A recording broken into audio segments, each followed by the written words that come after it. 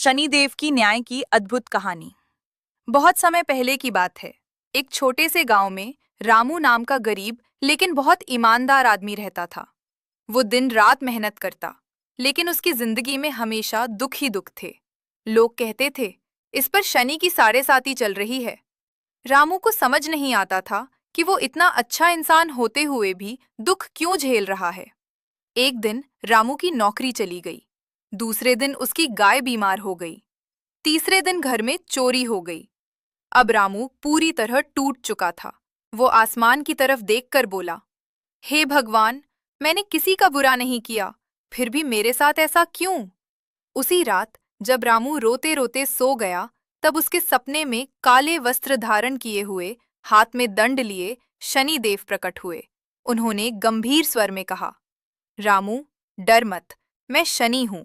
मैं तुम्हारे कर्मों का फल देने आया हूं। रामू डर गया, लेकिन हाथ जोड़कर बोला, प्रभु, अगर मैंने कोई गलती की है तो मुझे क्षमा करें। शनिदेव बोले, रामू, तुम इस जन्म में तो अच्छे हो, लेकिन पिछले जन्म में तुमने एक गरीब का हक छीन लिया था। मैं वही कर्मों का फल दे रहा हूं। रामू की आंखों में आंसू आ गए। प्रभु, मुझे याद नहीं, लेकिन अगर गलती हुई है तो मैं सुधारना चाहता हूं। शनिदेव बोले, अगर तुम सच्चे मन से दूसरों की मदद करोगे, न्याय करोगे और ईमानदारी से जीवन जियोगे, तो मैं तुम्हारी परीक्षा समाप्त कर दूंगा। अगले दिन से रामू ने संकल्प लिया। भूखों को खाना खिलाने लगा, गरीबों की मदद करने लगा, कभी किसी के साथ अन्याय नहीं किया। कुछ ही दिनों में उसकी गाय ठीक हो गई, उसे नई नौकरी मिल गई, गांव के लोग उसका सम्मान करने लगे।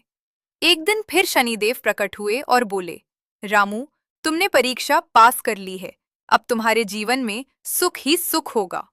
कहानी का संदेश, शनिदेव सजा नहीं देते, न्याय देते हैं। बुरे कर्मों का फल जरूर मिलता है। सच्ची भक्ति और अच्छे कर्म से शनिदेव भी प्रसन्न हो जाते हैं।